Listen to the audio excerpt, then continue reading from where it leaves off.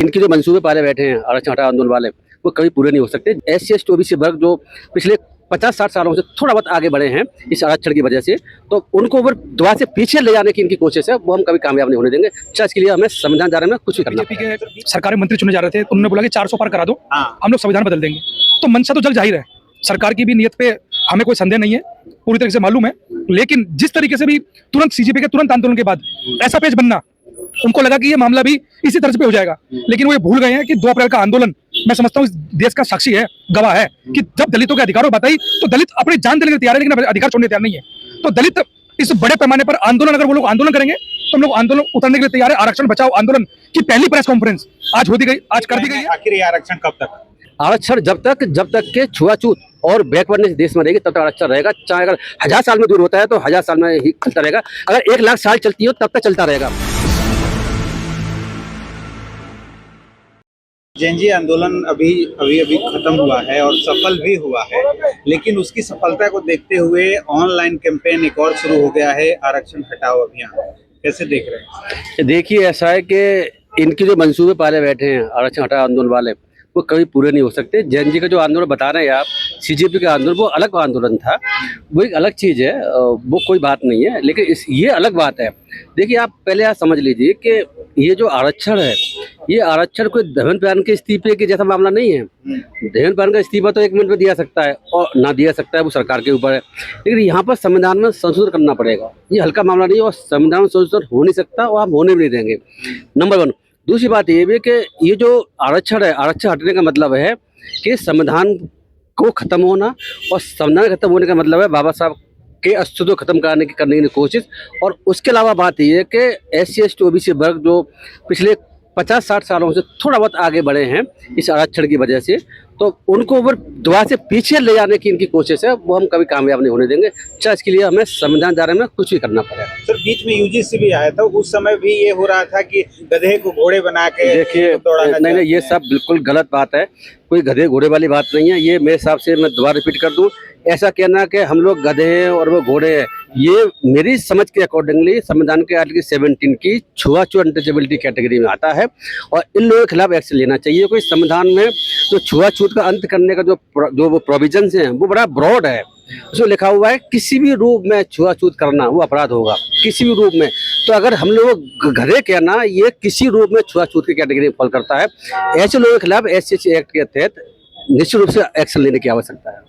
तो क्या लगता है इस आंदोलन के बाद ये जो कैंपेन चल रहा है, क्या जंतर मंतर पे एक और आंदोलन होगा? अगर होगा तो आप लोग क्या करेंगे? नहीं, अगर होगा तो हम लोग भी तैयार आंदोलन करने के लिए। हमने आज नाम भी दिए रखा है, आरक्षण बचाओ आंदोलन। और बचाओ में जब लाखत जी ने वहाँ कही थी कि बचाओ बढ़ाओ भी शामिल है, और जो आरक्षण हमें अभी तक नहीं मिला है उसको कैसे मिले, और जो खत्म हो गया उसको कैसे दोबारा लागू करा जाए, और प्राइवेट सेक्टर में और सेक्टरों में इसको कैसे लागू की जाए, इसके लिए हम कोशिश कर रहे हैं। लखन जी, इनडायरेक्टली आरक्षण पर अटैक तो हो रहा है, क्योंकि जहाँ जहाँ वैकेंसियां हैं खत्म की जा रही हैं, तो आरक्षण अपने आप खत्म हो जाएगा। आप लोग कैसे देखते हैं? नहीं, तो देखो, बड़े पैमाने पर आप ये देखिए कि जब बीजेपी के सरकारी मंत्री चुने जा रहे थे, उन्होंने बोला कि 400 पार करा दो, हम लोग संविधान बदल देंगे। तो मंशा तो जग जाहिर है, सरकार की भी नीयत पे हमें कोई संदेह नहीं है, पूरी तरीके से मालूम है। लेकिन जिस तरीके से भी तुरंत CJP के तुरंत आंदोलन के बाद ऐसा पेज बनना, उनको लगा कि ये मामला भी इसी तरह पे हो जाएगा, लेकिन वो ये भूल गए हैं कि 2 अप्रैल का आंदोलन मैं समझता हूँ इस देश का साक्षी है, गवाह है कि जब दलितों के अधिकारों बताई तो दलित अपनी जान देने के लिए तैयार है, लेकिन अधिकार छोड़ने तैयार नहीं है। तो दलित इस बड़े पैमाने पर आंदोलन, अगर वो लोग आंदोलन करेंगे तो हम लोग आंदोलन उतरने के लिए तैयार है। आरक्षण बचाओ आंदोलन की पहली प्रेस कॉन्फ्रेंस आज हो दी गई, आज कर दी गई है। आने वाले समय के अंदर जैसे जैसे आंदोलन उनकी तरफ से बढ़ेगा, हम लोग अपनी क्रिया की प्रतिक्रिया हम लोग जरूर दर्ज कराएंगे, लेकिन शांतिपूर्ण तरीके से संविधान के दायरे में रहकर दर्ज कराएंगे।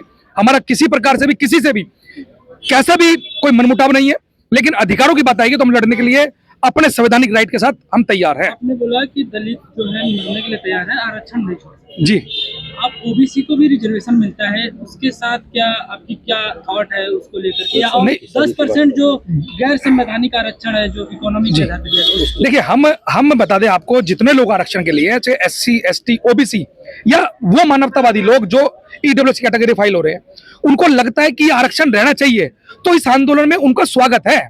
ये तमाम उन लोगों का आंदोलन है जो इस देश के अंदर दबे कुचलों की लड़ाई लड़ना चाहते हैं।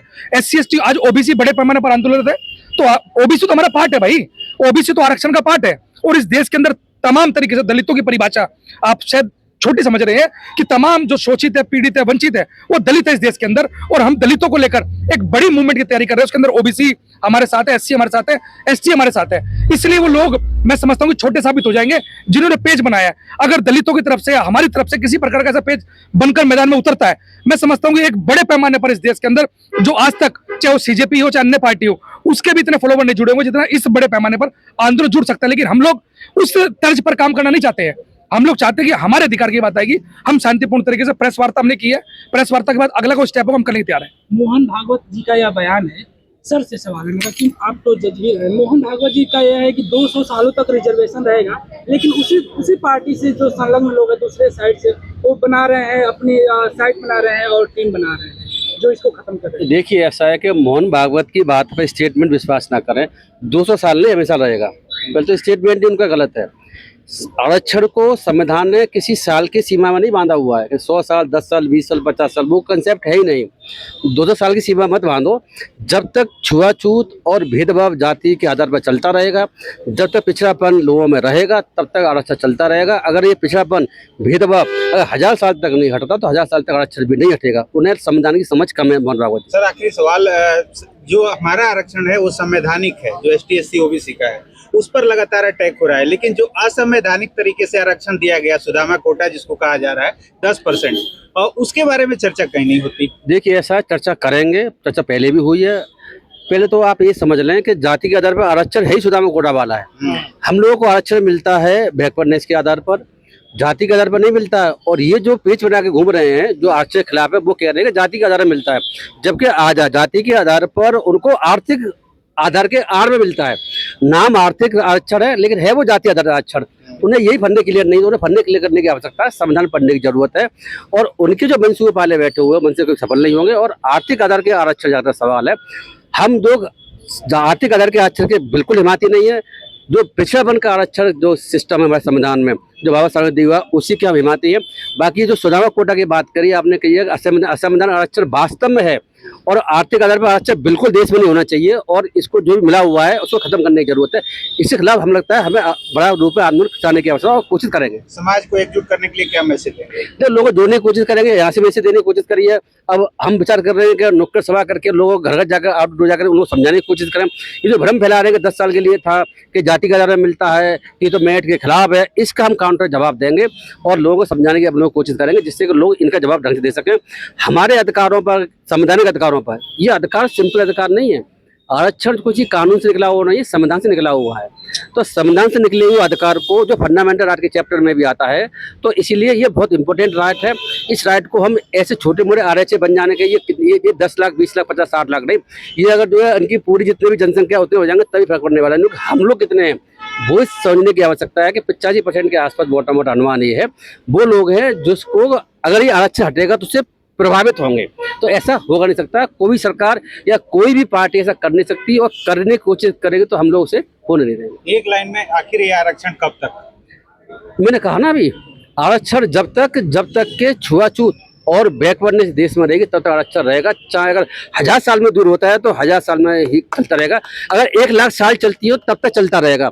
जो जातिवाद और जो है छुआछूत, पहले कम से कम ऐतिहासिक रूप से देखें तो करीब 4000 साल से मोटा मोटा नजर आता है डॉक्यूमेंट्री के बेसिस पर।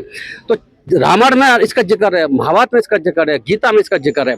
इतने पुराने ग्रंथों में जब जातिवाद का जिक्र है, छुआछूत का जिक्र है, भेदभाव का जिक्र है, ब्राह्मण क्षत्रिय वैश्य शूद्र जैसे कैटेगरी करने का जिक्र है, और इनके साथ क्या करना चाहिए उसका जिक्र है, तो आप बताइए 4000 साल से आज तक खत्म नहीं हुआ, तो मुझे लगता है 4000 साल से आगे भी खत्म नहीं होने वाला नहीं है।